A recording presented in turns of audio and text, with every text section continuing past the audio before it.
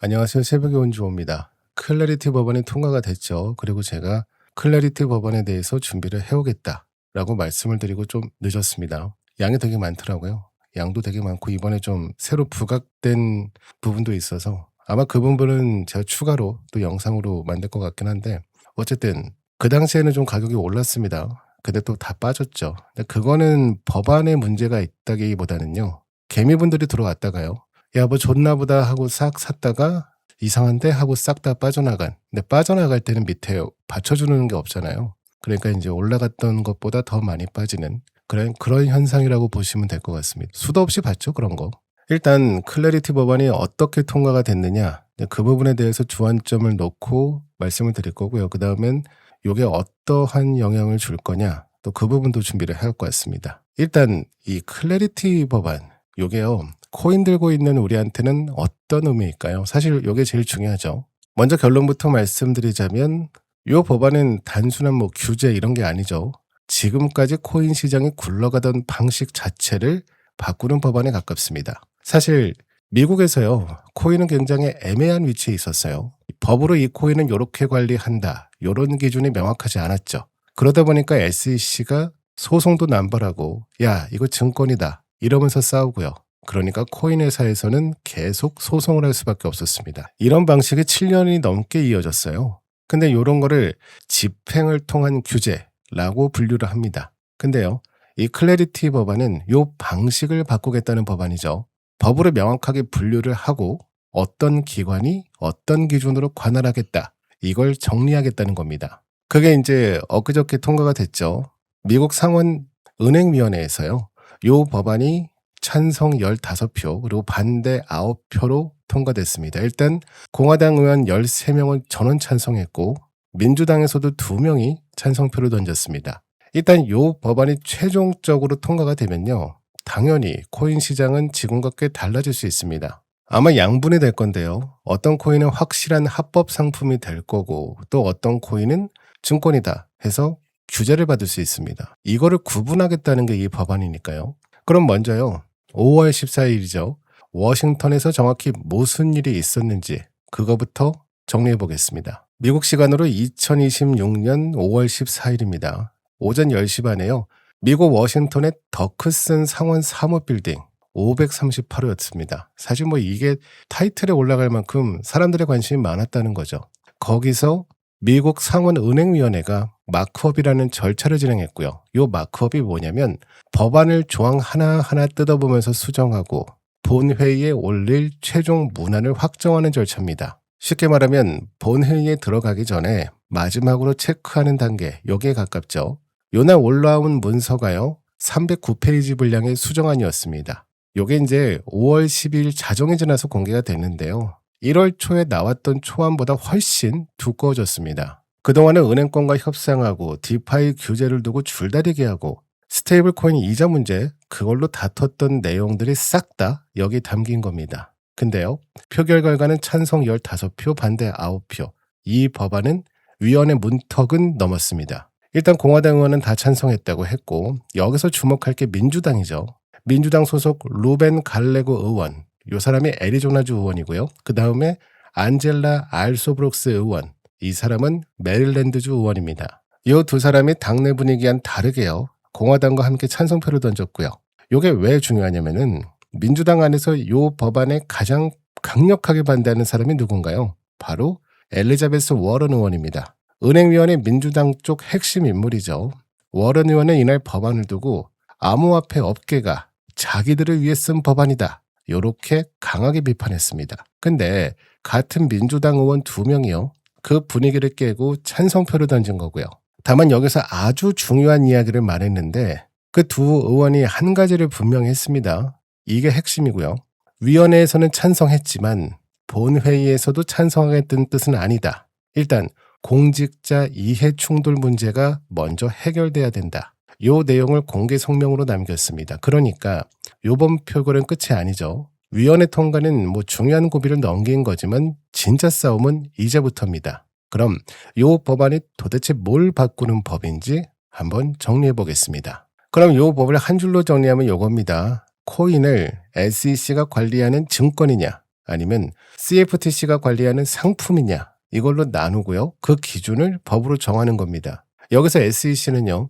미국 증권거래위원회입니다. 주식이나 채권 같은 금융상품을 규율하는 기관이죠.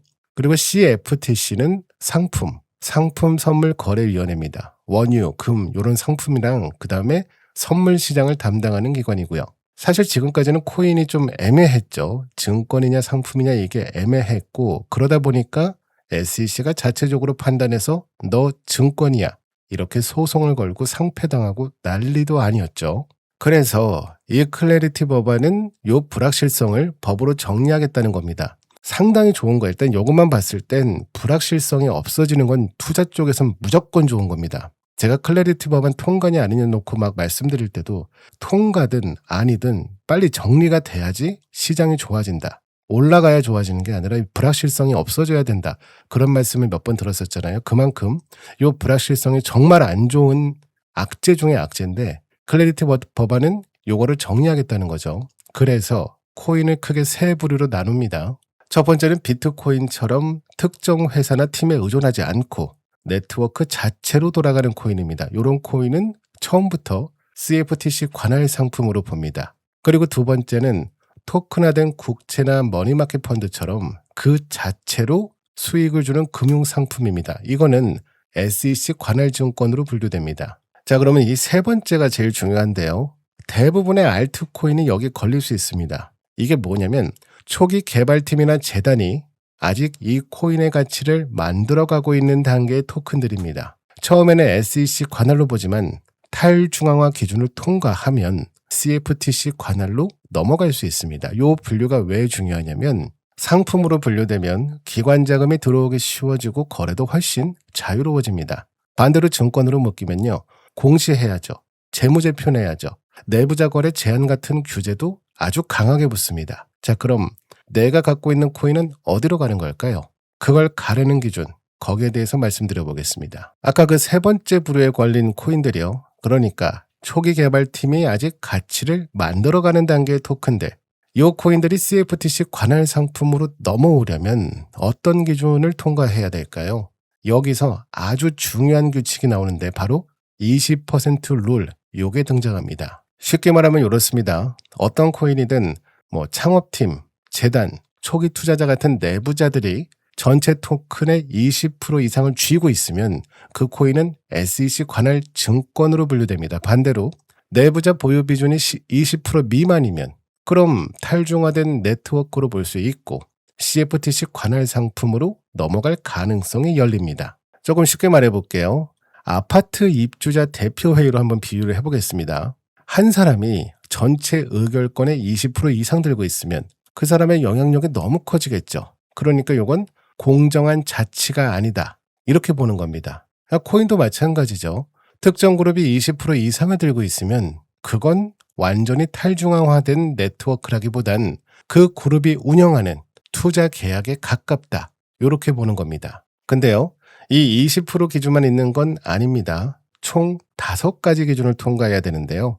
일단 코드가 오픈소스여야 되고 특정 사용자만 유리하게 대우하면 안 되고 단일 주체가 의결권의 20% 이상을 가져가선 안 됩니다. 또 한 주체가 혼자 네트워크 업그레이드를 결정할 수 없어야 되고 그리고 네트워크가 스스로 가치를 만들어내는 메커니즘도 제대로 돌아가야 됩니다. 다만 지금 당장 요 기준을 못 맞춘다고 해서 바로 끝나는 건 아닙니다. 유예 기간이 있어요. 그게 4년입니다. 일단 SEC에다가요. 우리 4년 안에 기준을 맞추겠다라고 서면으로 제출하면 일단 유예 상태로 둘 수 있습니다. 그 사이에 토크노믹스를 바꾸거나 재단 물량을 줄이거나 구조를 조정해서 기준을 다시 맞출 기회를 주는 겁니다. 그러면 실제로 이 기준을 지금 통과할 수 있는 코인이 얼마나 될까요? 이제 가장 많은 분들이 궁금해하시는 부분인데요. 비트코인이나 이더리움은 기준을 통과하고 솔라나나 XRP는 어려울 수도 있다. 이런 얘기가 돌고 있거든요. 근데 웃기죠? 최근에요. 16개 코인이 이미 상품으로 확정됐다. 이런 뉴스도 있었잖아요. 그럼 이게 어떤 근거에서 나온 얘기인지 한번 정리해 보겠습니다. 먼저 이것부터 좀 짚고 넘어가야 되는데요. 지금까지 나온 건요. 클래리티 액트가 최종 통과돼서 그때 받은 최종 판정이 아닙니다. 예전에 SEC랑 CFTC가 공동 해석을 내면서 비트코인, 이더리움, 솔라나, XRP를 포함한 몇몇 자산을 디지털 상품의 대표적인 예시를 들었잖아요. 그때도 이게 확정이 아니라 예시라는 말이 있었고, 이번에 클래리티 액트가 좀 명확하진 않지만 좀 구체적으로 나왔으니까 그 기준으로 살펴보자는 겁니다. 일단 비트코인부터 보면 상대적으로 명확하죠. 특정 개발팀이나 재단에 의존하지 않고 20% 이상을 쥔 내부자 그룹도 없습니다. 당연히 초기 물량을 한꺼번에 들고 있는 재단도 없고요. 지금 돌아가는 네트워크도 사실상 완전히 분산돼 있죠. 근데 이더리움은 좀 복잡합니다. 초기에 재단 비중이 컸던 건 사실이지만 지금은 네트워크 운영과 업그레이드가 단일팀이 일방적으로 결정하는 구조는 아니다. 이렇게 평가됩니다. 그래서 스마트 컨트랙트 플랫폼 중에서는 탈중앙화 기준을 충족할 가능성이 있는 자산으로 많이 거론됩니다. 반대로요, 솔라나, XRP, BNB 같은 주요 코인들은 좀 다르죠. 예시 리스트에는 이름이 올라가 있지만 토큰이 특정 재단이나 내부자 그룹에 더 많이 몰려있고 그 재단의 권한도 아시다시피 상대적으로 강합니다. 그러니까 이 말은요, 지금 구조 그대로 두면 그 20% 기준을 비롯해서 탈중앙화 테스트를 무난하게 통과하기는 쉽지 않을 수 있다. 이런 뜻입니다. 그러니까 재단이 센 곳들은 상품화가 아니라 이 기준을 통과 못할 가능성이 있다는 거죠. 사실 지금 법안 방향을 봐도요, 그게 명확히 나왔잖아요. 근데 여기서 되게 재밌는 게 있는데요. 도지코인, 페페, 봉크 같은 밈코인들 있잖아요. 사실 얘네들은 쓰임새만 보면 대단한 기능이 있거나 이렇게 보기는 어렵죠. 근데요, 오히려 강력한 개발 재단이나 내부자 그룹이 거의 없기 때문에요. 한 그룹이 20% 이상 쥐고 있냐라는 기준만 놓고 보면 상당히 깔끔하게 디지털 상품 후보로 보일 수 있습니다. 그러니까 쓸모가 약한데 이 만들어 놓은 규제 틀 안에서는 더 안전해 보이는 아이러니한 상황이 충분히 벌어질 수 있죠. 그리고 실제로 16개 코인을 발표를 했을 때 그때 시바이누랑 도지코인은 들어가 있었고요. 그러니까 앞으로 4년의 유예 기간 동안이 바빠지는 거죠. 만약에 이게 이렇게 픽스가 돼서 통과가 돼버리면 재단은 토크노믹스를 조정해야 됩니다. 그리고 내부자 물량도 줄여야 됩니다. 그러니까 거버넌스 구조를 다 손을 봐야 되는 거죠. 그래야 기준을 맞출 거 아니에요. 그러면 이런 문제가 제일 심한 곳이 신생 알트코인들이거든요. 걔네들은 아직 물량이 다 풀리지도 않았으니까. 얘네들은 어떤 상황에 놓이게 될까요? 그 부분도 한번 제가 찾아봤습니다. 일단 2024년, 2025년에 발행된 신생 코인들 있잖아요. 상장도 많이 되고 갖고 계신 분들도 많을 겁니다. 근데 요 법안이 통과되면 얘네들은 어떻게 될까요? 당연히 부담이 커질 가능성이 높습니다. 일단 온체인 분석 자료들을 보면요. 신생 알트코인 상당수가 초기 내부자 물량이 30%에서 많게는 50% 수준이라는 분석이 많습니다. 초기 벤처 캐피탈이 그만큼 들고 있다는 뜻이죠. 그렇다면 그 20% 기준을 넘지 못하는 거죠. 그 경우 바로 SEC 관할 증권으로 묶일 수 있습니다. 이게 무슨 뜻이냐면 이 프로젝트들은요. 6개월에 한 번씩 공시를 해야 됩니다. 증권이 되면. 그리고 감사받은 재무제표도 제출해야 되고요. CFO가 이 회사는 계속 운영이 가능하다. 이런 의견서도 내야 됩니다. 그리고 내부자가 코인을 팔 때도 제한이 생기죠. 최소 12개월은 팔 수 없고요. 그리고 90일에 한 번씩 15% 이상은 팔 수 없습니다. 이 공시 의무가 생긴다는 거는 지금까지 불투명하게 숨어있던 재단 물량, 락업 일정, 프로젝트 재정 상태가 그냥 SEC한테 싹 공개된다는 뜻입니다. 당연히 이런 게 통과가 되면 한국 거래소들도 영향을 받을 수 있죠. 그러니까 미국 기준은 사실 글로벌 스탠다드처럼 작동하는 경우가 많잖아요. 만약에 코인베이스 같은 대형 거래소가 이 기준을 충족하지 못한 코인을 상폐하기 시작하면 당연히 업비트나 빗썸, 얘는 이쪽에서도 비슷한 기준으로 심사해야 된다. 이런 압박을 받을 수 있습니다. 재단 물량이 너무 많거나 공시 체계가 부실한 코인들, 얘네들의 상장을 유지해야 된다? 이런 게 좀 부담스러워질 수 있는 거죠. 그러면 이 법안을 충족 못할 것 같은 알트코인들은 어떤 선택을 하게 될까요? 단기적으로 보면 시장이 좀 민감하게 반응할 수 있는 부분이죠. 알트코인 재단이나 초기 투자자들이요. 물량을 앞당겨서 팔 수 있다는 얘기입니다. 일단 계속 거래소에 상장되어 있으려면 기준을 충족해야 되죠. 그렇게 기준을 충족해서 CFTC 관할 상품으로 넘어와야 됩니다. 그러면 20%를 맞춰야 되고요. 방법은 몇 가지가 있죠. 시장에 팔 수도 있고 소각할 수도 있고 뭐 에어드랍으로 넓게 뿌려서 지분을 분산시킬 수도 있습니다. 근데요, 문제는 시장에 내다 파는 경우입니다. 락업이 풀리기도 전에 구조조정 명목으로 물량을 시장에 내놓을 수 있다. 이런 우려가 생깁니다. 뭐 일단 한 번에 쏟아내는 덤핑은 법적으로 막혀 있습니다. 이 법안이 통과가 되면 12개월 보호 예소 기간이 필요하다고 했고 90일에 한 번씩 15% 이상은 팔 수 없다고 했고 네트워크가 성숙하다 요 인증을 받은 뒤에도 90일에 25%를 넘길 수 없습니다. 그러니까 문제가 좀 있는 코인들, 얘네들은 요런 구조조정 과정에서 상당히 흔들릴 수 있다. 이건 현실적인 얘기죠. 그리고 요 변화는요, 거래소에도 직접 영향을 줍니다. 일단 법안 구조를 보면 이렇죠. 지금까지 코인 거래소들은 미국에서 명확한 규제 틀 없이 운영되어 왔습니다. 근데요, 클래리티 액트가 통과되면요, 새로운 등록 체계가 생기죠. 코인베이스, 크라켄 같은 거래소들은요, 디지털 상품 거래소, 이거를 DCE라고 하는데요. 새로 등록해야 됩니다. 근데 SEC 산하가 아니고요. CFTC 산하로 들어가는 구조죠. 상품이니까요. 그러면 DCE로 등록하면 거래소는 자기 플랫폼에 올려둔 코인이 법에서 요구하는 상품 기준을 갖췄다는 걸 입증해야 됩니다. 이게 되게 당연한 말이잖아요. 상품 관리하는 정부 밑에 들어간 거니까 내가 상품을 팔고 있다라는 증거를 입증을 해야겠죠. 그러면 그 기준을 못 맞추는 알트코인들은 당연히 상장 폐지 압박을 받을 수 있습니다. 거기에 더해서 거래소들이요, 자금 세탁 방지법상 금융기관으로 격상이 되고 그러면 고객 신원 확인도 해야 되고 자금 세탁 방지 프로그램도 있어야 되고 트래블룰 같은 이행 의무들이 붙는 겁니다. 실제로요, 거래소 등록 창구가 열리면 대략 3개월 안에 등록을 마쳐야 된다. 이런 일정도 제시되어 있어요. 일단 이거는 미국에 있는 거래소 이야기고 한국 거래소들은 직접적인 규제 대상은 아닙니다. 하지만 영향이 없을 순 없죠. 일단 코인베이스에서 상폐가 당했어. 근데 한국에서는 이게 거래가 되고 있어. 그러면 이거를 한국 정부가 보고 있을 수는 없죠. 당연히 이 업비트나 빗썸 같은 데도 상장 유지 심사가 까다로워질 수밖에 없습니다. 그리고 이 법안은 거래소 이자 상품에도 영향을 주죠. 옛날에는 뭐 테더를 맡기고 받는 이자도 있었고 근데 그런 것들을 못 받게 될까요? 그 부분도 한번 제가 살펴봤습니다. 일단 단순 예치 이자는 막힐 가능성이 큽니다.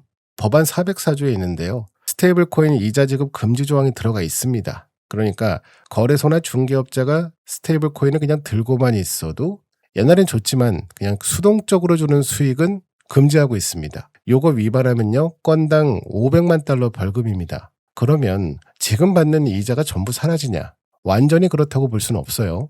블록체인 네트워크의 활동에 참여하거나 거래 수수료를 받거나 뭐 스테이킹 연산에 기여하는 방식처럼 실제 활동을 통해 받는 보상은 허용이 됩니다. 그러니까 거래소들이 뭐 기존에는 단순 예치만 해도 줬던 상품들은 없애고 대신 뭐 수수료 할인, 등급 혜택, 뭐 신규 상장 에어드랍 참여권 뭐 이런 방식으로 바꿀 가능성은 있죠. 이런 예외 조항으로 숨통을 틔워놓긴 했는데요. 이게 계속 살아남을지는 불확실하죠. 지금도 뭐 미국 주요 은행 로비 단체들이 요 예외 조항을 없애려고 계속 문제를 삼고 있기 때문입니다. 그러면 이제 법안이 이제 올라갔을 때 본 회의를 통과하는 과정에서 요 예외 내용이 더 좁아질 수도 있죠. 뭐 삭제가 안 되더라도요. 그러면 거래소에 가만히 두는 거는 이자를 못 준다. 그러면 뭐 활동을 해야 된다는 거 아니에요? 그러면 또 한쪽에서는 야, 그러면 이제 디파이 시장이 좀 좋아지는 거 아니야? 디파이가 그거잖아요. 활동을 통해서 보상을 만들어내는 거잖아요.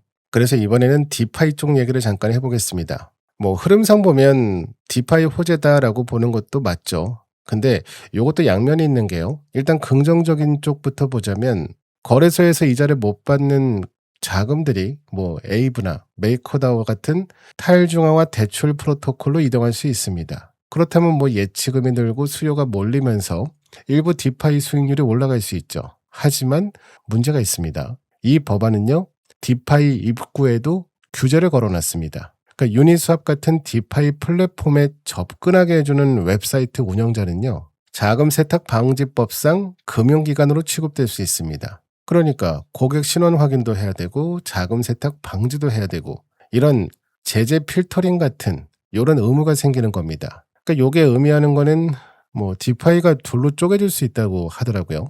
한쪽에서는 신원 확인을 마친, 그러니까 뭐 합법적이고 검열 가능한 KYC 디파이가 생기고, 다른 한쪽에서는 뭐 VPN을 쓰거나 익명의 뭐 다크 디파이가 남을 수도 있다, 요렇게 보는 쪽도 있습니다. 그러면 디파이가 쪼개지면 유동성도 갈라지겠죠. 결론적으로 봤을 때 일부 자금이 디파이로 흘러갈 수는 있지만, 하지만 그 디파이도요, 우리가 지금까지 알고 있던 무허가 디파이랑은 완전히 다른 모습일 가능성이 많습니다. 그러면 비트코인 ETF로 들어가는 기관 자금, 요건 어떻게 될까요? 이번에는 기관 자금 얘기입니다. 비트코인 현물 ETF가 출시된 후 지금 2026년 1분기까지요. 누적으로 650억 달러가 순유입됐습니다. 좀 재밌는 장면도 있었는데요.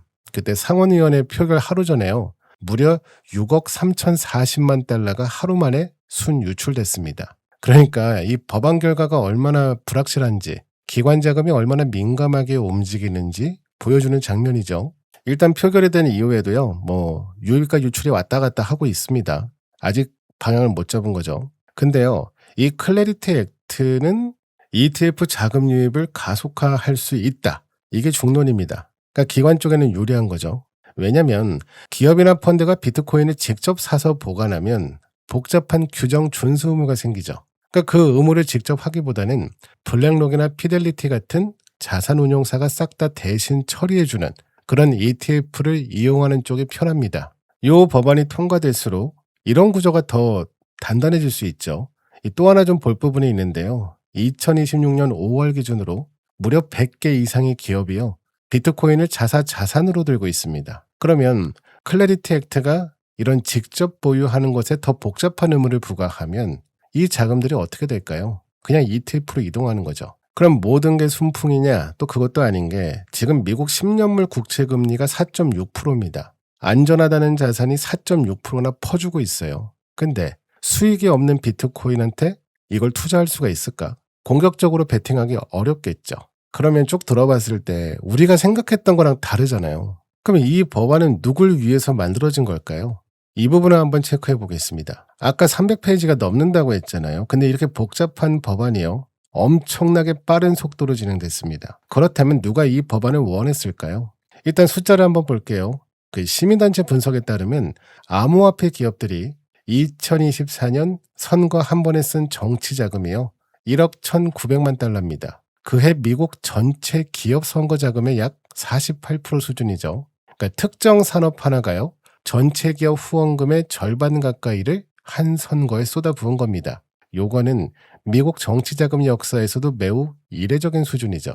그 돈이 어디서 나왔냐? 바로 페어쉐이크라는 슈퍼팩입니다. 벨퍼센터 분석에 따르면요, 코인베이스, 리플, 앤드리슨 호로위츠 창업자들이 이 페어쉐이크에 기부한 돈만 합쳐도요, 전체 모금액의 71%에 달합니다. 그러면 2024년에 이 돈이 어떻게 쓰였는지를 보면 패턴이 명확하죠. 친암호화폐 성향의 민주당 후보는 지원하고 반대 성향 의원에게는 공격적인 광고를 쏟아붓고 있었습니다. 그러니까 결과적으로 이 법안에 찬성표를 던지는 민주당 의원이 나왔고 결국 이렇게 통과하는 그림이 만들어진 거죠.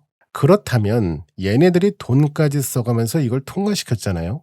그러면 코인베이스, 리플, 이더리움 생태계에 유리하게 설계됐을 가능성을 무시하기 어렵습니다. 그리고 워렌 의원도 똑같은 말을 했다고 했잖아요. 이거는 암호화폐 업계가 자기들을 위해 쓴 법안이다, 이렇게 강력하게 비판했다고 했잖아요. 물론 뭐 로비 자금이 법안 통과의 전부다라고 단정할 수는 없죠.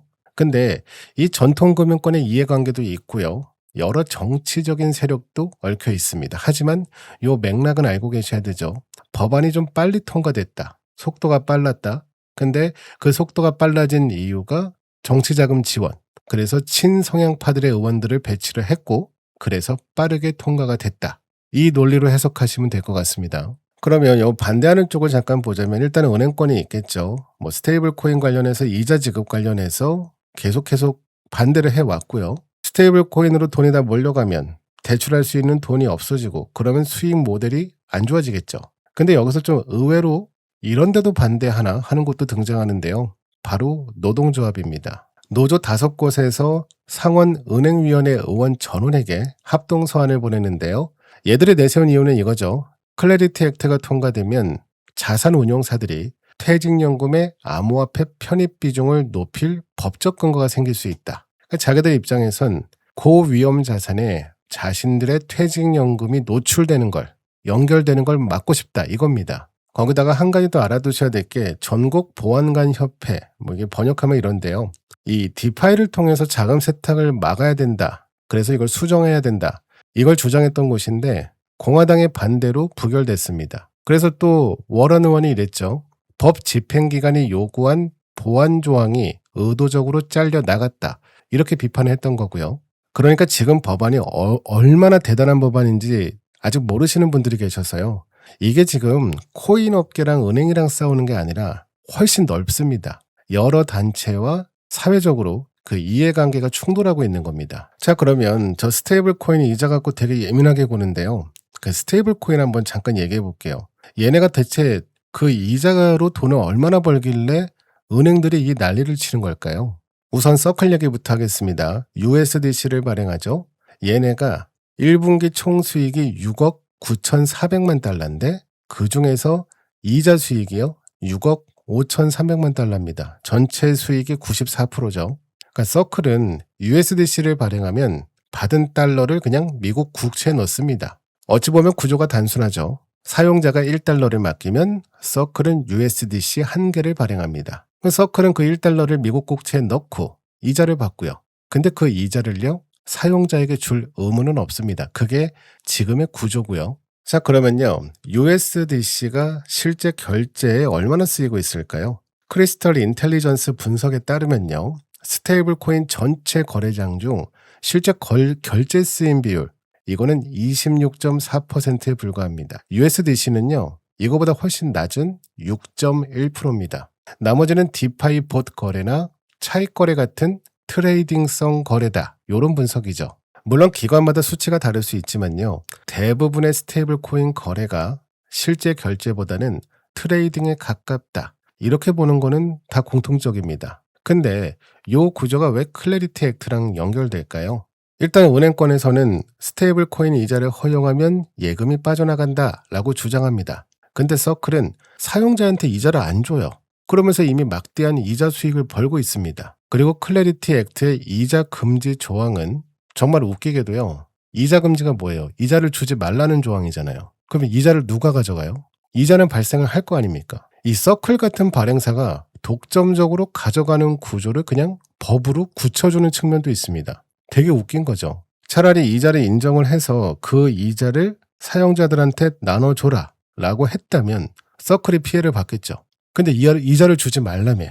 그럼 서클이 오면 알았어. 안 주고 내가 가질게 라고 할 수 있다는 겁니다. 그리고 오늘 제가 말씀드리고 싶은 것 중에 가장 위험한 부분인데요.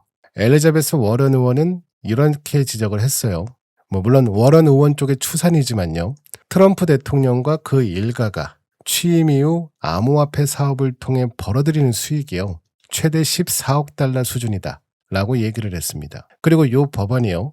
그 이익을 더 키우는 방향으로 설계됐다.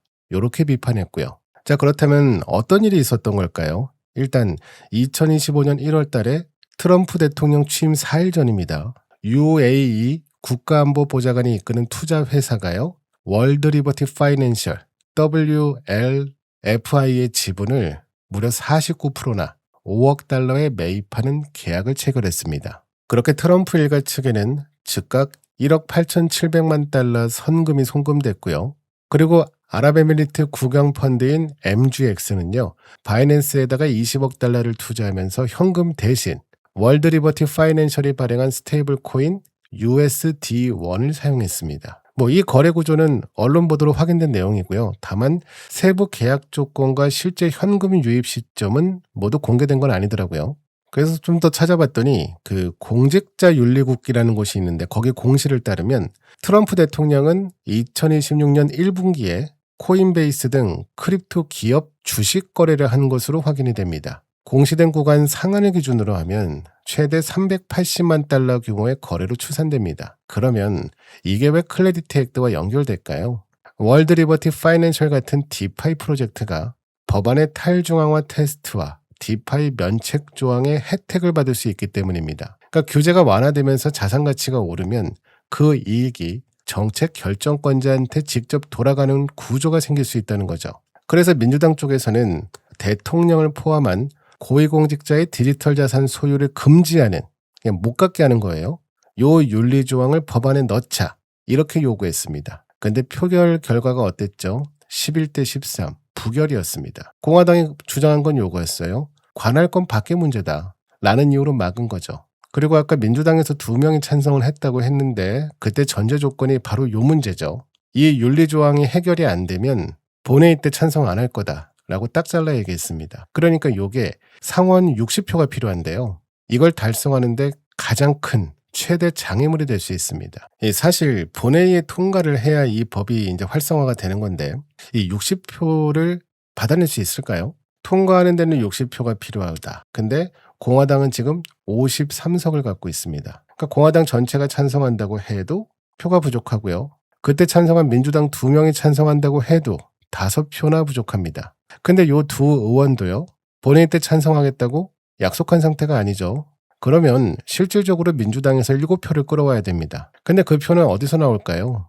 일단 이 사람들이 찬성하려면 조건이 필요하죠. 첫 번째가 바로 트럼프 일가의 이해충돌 문제에 대한 어떠한 형태나 합의가 나와야 된다는 겁니다. 그리고 다른 하나는 디파이 규정이 좀 더 강화돼야 된다. 이 자금 세탁법 관련해서 더 강화돼야 된다는 규정이 나와야 된다는 겁니다. 그럼 아주 웃긴 상황이죠. 이해충돌 조항을 넣으면 민주당의 표를 얻을 수 있죠. 근데 이게 누구한테 손해예요? 트럼프 대통령 자신의 가족 사업을 제약하는 건 방해하는 법안입니다. 그러면 통과가 됐어. 그래서 법안이 백악관으로 왔어. 거기서 트럼프가 거부권을 행사할 가능성이 생깁니다. 이해충돌 조항을 넣으면 대통령이 서명을 안 할 수도 있고 넣지 않으면 60표가 부족할 수도 있습니다. 이 딜레마가요. 지금 나와 있는 이 법안이 본회의를 통과하는데 가장 큰 변수입니다. 자, 그러면 뭐 어떻게 해서 통과가 됐다고 쳐도요. 뭐 그게 바로 확정되는 것도 아니더라고요. 그 부분에 대해서 다시 말씀드리겠습니다. 일단 지금은 상원에 있는 은행위원회를 통과한 단계죠. 이게 첫 번째가 관문이고 넘어갔습니다. 그 두 번째가 상원 본회의입니다. 그거를 통과해야 됩니다. 그리고 세 번째가 어디냐면요. 이 상원에 있는 농업위원회가 따로 통과시킨 법안이 하나 있는데 이 두 법안에 지금 충돌하는 부분이 있어가지고 이 부분도 조율을 해야 됩니다. 그리고 또 어디랑 조율을 해야 되냐? 하원하고 조정해야 됩니다. 하원에서는 이미 통과를 했잖아요. 지난번에. 근데 그때 통과한 버전하고 지금 통과한 버전하고 내용이 좀 많이 달라요. 그러니까 양쪽, 양원이 협의회를 거쳐야 됩니다. 그리고 5번째가 아까 말씀드린 트럼프가 사인을 해야 됩니다. 근데 이게 자신한테 이득이 아니다, 손해다 이렇게 나오면 어차피 재선도 안 되잖아요. 그러면 거부권을 행사할 수도 있습니다. 그리고 이 과정에 다 통과가 된다고 가정을 했을 때요. 그러면 CFTC가 180일 이내에 등록 규정을 만들어야 되고 거래소들은 3개월 이내에 등록을 마쳐야 됩니다. 그러니까 하위 규정까지 정비되는 기간을 생각하면 실제 시행까지는 시간이 더 걸립니다. 가끔 보면 뭐 통과됐으니까 끝이다. 자, 이제 시작이다. 이렇게 보시는데요. 아직 멀었습니다. 그리고 이제 규제 명확성이 생기면 좋아진다. 물론 불확실성이 줄어드니까 좋기는 하죠. 근데 실제로 유럽 쪽을 보면은 또 그렇지만은 않게 흘러가고 있어요. 그 EU가 도입한 미카를 보면 이 미카에서 만든 라이선스가 있죠. 가상자산 사업자가 수천 개가 있는데 지금 그 라이선스를 획득하는 곳은 수십 개밖에 안 됩니다. 그러니까 규제가 명확해졌는데 시장은 위축된 거죠. 자, 그러면 요 법안이 어떤 형태로 통과되느냐에 따라서 좀 시장의 반응이 달라질 수 있거든요. 제가 요거를 3가지 시나리오로 정리해 봤습니다. 일단 시나리오는 크게 3가지로 나눠 볼 수 있는데 첫 번째, 법안이 상원 본회의에서 필리버스터에 막히는 경우입니다. 민주당 중도파 표를 충분히 끌어오지도 못하고 60표 문턱을 넘지 못하는 시나리오입니다. 이 경우에는요. 연내 입법은 사실상 무산됩니다. 그리고 다음 입법 기회는요. 2028년 이후로 밀릴 수 있습니다. 그러면 시장 반응은 어떨까요? 법안 통과를 기대하면서 올라갔던 가격들이 있다면 당연히 큰 폭의 조정이 나올 수 있습니다. 특히나 지금 비트코인은 사실 문제가 없잖아요. 문제가 되는 건 알트 쪽이죠. 알트 쪽이 더 민감하게 반응할 가능성이 큽니다. 그리고 이해충돌 조항을 포함해서 60표를 확보를 한다면 트럼프 대통령이 거부권을 행사할 가능성이 열립니다. 저는 사실 요게 제일 가능성이 클 것 같긴 하거든요. 민주당도 이 가산자산 쪽에 대해서 인정을 하는 것 같아요. 제 생각에는. 필요하다라고 보고 있고 채권하고 연계시키기 때문에 미국 달러 방어하는 데는 당연히 좋게 쓰이니까요. 다만 이걸 트럼프 아래에서 통과시키고 싶지 않은 거죠. 전 그렇게 그냥 제 내피셜입니다. 이건 충분히. 트럼프만 드러내고 다음번에 민주당이 집권해서 통과를 시켜버리면 상관이 없잖아요.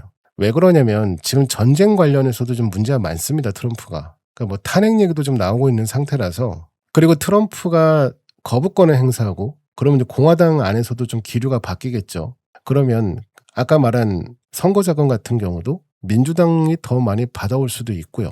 어떻게 보면 가산자산이 문제가 있다라는 게 아니라 얘는 문제가 없는데 트럼프 네가 문제 있다. 지금 이렇게 약간 포커스가 바뀌어가는 그런 느낌입니다. 그 다음에 이제 우리가 가장 원하는 시나리오죠.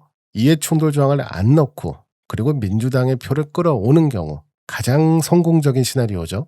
그럼 당연히 대통령 서명까지 이어질 수 있고 기관 자금이 많이 들어올 수 있다. 아마 그때쯤 되면은 지금 이제 ETF들이 많이 통과가 되어 있는데 아마 그때 되면은 들어오는 게 확 달라질 것 같기는 해요. 그러니까 제가 이제 파이프라인이라는 설명을 자꾸 드리는 게 돈이 들어올 구멍은 다 깔아놨어요. 그러면 이제 들어와도 된다. 이게 필요한 거잖아요. 그게 아마 이 대통령 서명까지 되고 나서 그런 시그널이 가지 않을까. 사실 가장 됐으면 하는 방향은 이거죠. 어떤 시나리오가 가장 현실적일지 뭐 이거는 좀 시간을 두고 봐야 되겠지만은 그럼 좋다 이거예요. 어떤 식으로든 통과가 됐어. 그러면 코인 시장이 어떻게 바뀔까요? 그 부분도 정리해 봤습니다. 일단 간단하게요. 코인 시장은 크게 두 가지로 나눠질 가능성이 큽니다. 첫 번째는 어디죠? 그 20%의 기준을 통과한 코인들이죠. 법안에서 말하는 기준을 다 충족한 코인들. 뭐 비트코인이 대표적일 거고 이더도 그렇고 아마 뭐 다 통과시킬 거예요. 뭐 리플도 그렇고 솔라나도 그렇고 체인링크도 그렇고 다 맞추겠죠 당연히. 그렇게 맞춰놔야 기관 자금들도 들어올 거고 ETF 확장도 더 빨라질 겁니다. 근데 문제가 바로 요거죠. 그 기준을 충족 못한 코인들. 일단 이 코인들은 어떻게 할까요? 4년의 유예기간을 달라고 하겠죠. 근데 이게 현실적으로 보면요. 뭐 재무제표를 제출하고 계속 공시를 하고 이런 걸 감당할 수 있는 중소형 프로젝트는 많지 않습니다. 일단 EU의 미카에서도 이 규제 비용을 감당하지 못해서 라이선스를 거의 못 받았다고 했잖아요. 그런 게 미국에서도 비슷하게 일어날 수 있습니다. 사실 제일 걱정하는 게 이 부분이죠. 명확해지는 건 좋은데 너무 명확해진 나머지 잡코라고 하잖아요. 우리가 잡코. 그 잡코의 기준을 미국이 정해버린 겁니다. 지금.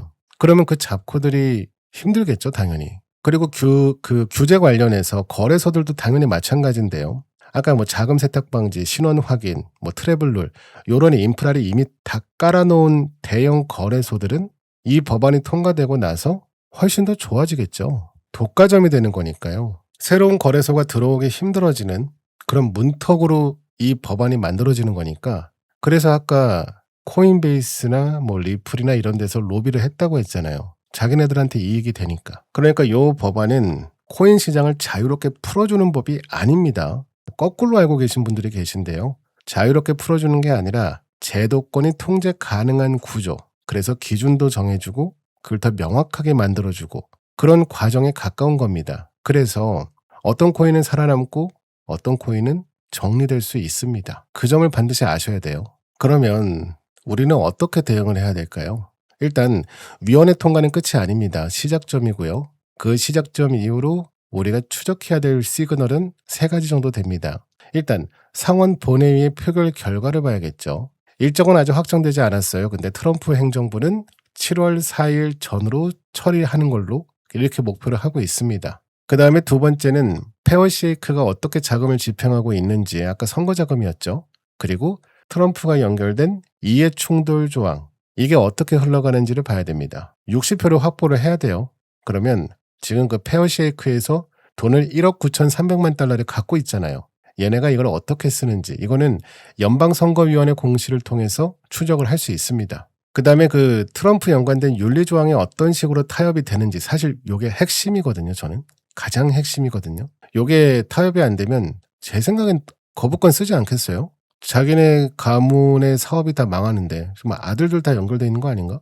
분명히 거부권을 쓸 거라고 보고 요게 어떤 형태로 타협이 되는지를 체크해야 됩니다. 그다음에 세 번째는 토크노믹스 관련해서 아까 이제 20%라는 기준점이 생겼으니까 그 20%의 기준을 맞추기 위해서 각 코인들이 어떤 구조 변경에 나서는지도 확인해야 됩니다. 근데 가장 좋은 건 소각일 것 같아요. 재단이 많이 갖고 있지 않겠습니까? 코인 가격이 이렇게나 많이 빠졌는데 이걸 누가 사지도 않았을 거고 소각을 해주고 하드캡을 정해주고 그런 식으로 가면 규제의 틀 안에도 좀 잘 들어가고 그리고 기관이 들어오기도 좋고 그러면 코인 가격 상승에도 상당 부분 유리하게 작용할 것 같습니다. 근데 이제 그러지 못한 코인들은 반드시 조심을 하셔야겠죠. 아무리 뭐 4년의 유예 기간이 있다고는 하지만 제 생각에 그걸 버틸 수 있는 잡코는 없을 거고요. 네.